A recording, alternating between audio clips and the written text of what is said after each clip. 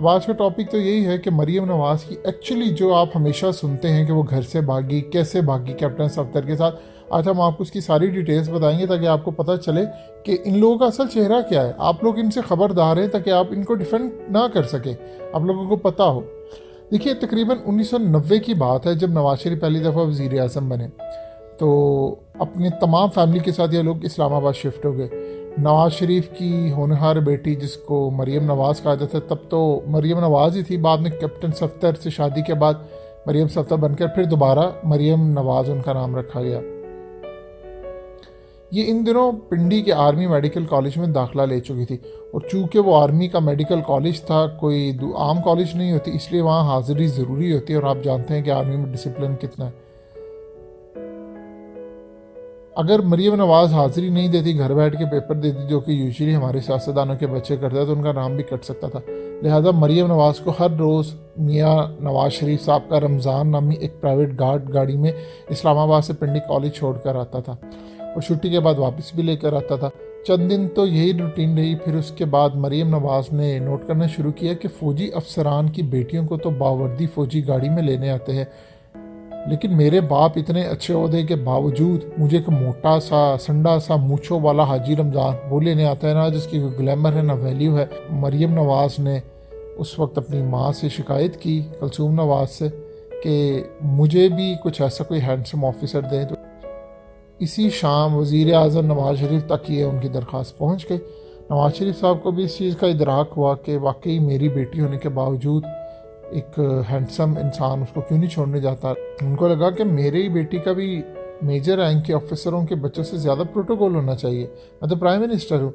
इस वक्त मियाँ साहब ने अपने मिलिट्री सेक्रेटरी को कॉल मिलाई और इसे कहा वज़ीर आज़म को फौरी तौर पर एक अच्छा सा फ़ौजी बतौर गार्ड फ्राहम किया जाए। यहाँ एक अच्छे फ़ौजी से मुराद काबिलियत या सलाहियत हरगिज़ ना थी, बल्कि जिसकी शक्ल सूरत मियाँ साहब को पसंद आ सके। मियाँ साहब को काबिलियत से क्या कर, इस बारे में तो आप सारे ही जानते हैं। उनके नज़दीक काबिलियत का म्यार कुछ भी नहीं है सिवाय चापलूसी के। मिलिट्री सेक्रेटरी से मामला पाक फौज की हाई कमान तक पहुंचा तो वो अपना सर पकड़कर बैठ गए। आगे वो इससे तंग थे नवाज शरीफ से, इनकी हरकतों से। मजबूरन उन्होंने ऑफिसर्स ट्रेनिंग स्कूल का दौरा करने का फ़ैसला किया, क्योंकि मियाँ साहब की खिदमात के लिए पीएमए का ऑफिसर भेजना इसराफ और अफसर की तौहीन के ज़ुमरे में आता। अगले दिन general rank officer training school Mangla गया, जहाँ बैच 18 के चंद ऑफिसर मौजूद थे। इनमें से एक अफसर मेस में पूरे यूनिफॉर्म के साथ खाना खा रहा था। जनरल साहब को देखकर बजाय फौजी रवायत के सलूट करता, इसने वहीं बैठे बैठे जनरल साहब को आवाज़ देकर कहा, चिकन कौरमा टेस्ट करें, बहुत मज़े का बना। जनरल साहब को समझ आ गई कि यही वो बंदा है जो नवाज शरीफ और चिकन कौरमे खाने वाले और पाए खाने वाले वज़ीर आज़म के लिए सूट करेगा। उन्होंने जवान को हुक्म दिया कि अगले दिन प्राइम मिनिस्टर हाउस जाकर मिलिट्री सेक्रेटरी को रिपोर्ट करे। अगले दिन अपनी सफ़ेद वर्दी में वज़ीर आज़म हाउस पहुँच गया और वहाँ जाते ही इसकी ड्यूटी मरीम नवाज़ को पिक एंड ड्रॉप करने पर लग गई, जो इसने खुशी खुशी कबूल कर ली, क्योंकि जैसा दामाद वैसा सुसर था, तो वो हरकतें भी वैसी ही रहनी थी। ये जवान कोई और नहीं बल्कि कैप्टन सफदर साहब थे।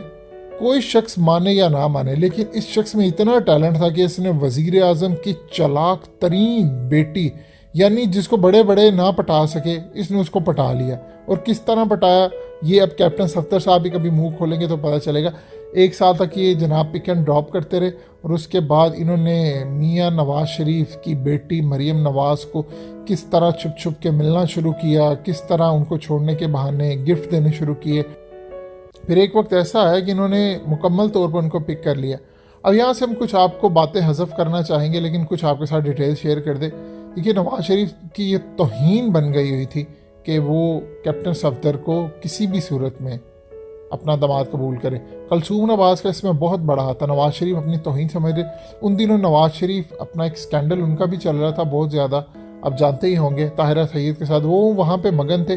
लिहाजा जब बेटे बाप और बेटियों में जब इश्यूज़ का खड़ा हुआ तो काफ़ी सारे नवाज शरीफ को ताने सुनने को मिले, जिसकी वजह से उनको कैप्टन सफदर को कबूल करने का ख्याल आया। लेकिन मामला इतने हद तक चले गए थे, अब आप सारे जानते हैं, हम उस पर क्या कमेंट करें।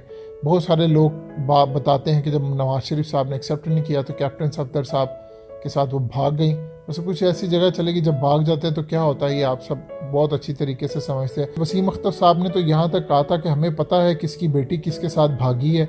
और उसके अलावा शर्मिला फ़ारूकी साहिबा भी एक दफ़ा बता चुकी हैं कि किस तरह मैं राना सनाउल्लाह को कि मैं मरीम नवाज़ की तरह घर से नहीं भागी थी। उसके बाद मामला इस हद तक कंट्रोल से बाहर हो चुके थे, चीज़ें इतनी कंट्रोल से बाहर हो चुकी थी कि अब नवाज़ शरीफ अगर मरीम की शादी ना करते कैप्टन सफदर के साथ तो आप जानते हैं फिर आगे क्या होना था। देखिए बात यह है कि जब आप किसी की लाइफ पे गंद उछालते हैं, कभी किसी को आप यहूदी कहते हैं, कभी किसी को कुछ कहते हैं, कभी जजों को गालियाँ देते हैं, तो लोग अब कब तक चुप रहेंगे। अब वो दिन है और आज का दिन है, मरीम नवाज़ और नवाज़ शरीफ के दामन पे इतना गंदा दाग लगा। आप यकीन कीजिए कि बेनज़ीर को ये लोग इतने इतने गंदे अल्फाज से रांड, पीली टैक्सी, तवाइफ, फहश औरत, इनके खिलाफ क्या कुछ नहीं करते, लेकिन अपने घर में इनके क्या हो रहा है वो सारी दुनिया ने देखा। लेकिन पीपल्स पार्टी वालों की सादगी आप कह लें कि उन्होंने कभी इस इशू को इतना उछाला ही नहीं। उनके नज़दीक वो इसको बुरा शायद समझते थे, इसलिए उन्होंने नवाज शरीफ जैसे इस्लाम का लिबादा और नेक परहेज़ बनने की कोशिश नहीं की और दूसरी तरफ वो अपनी चक्करोबाजी की तरफ ना रहे।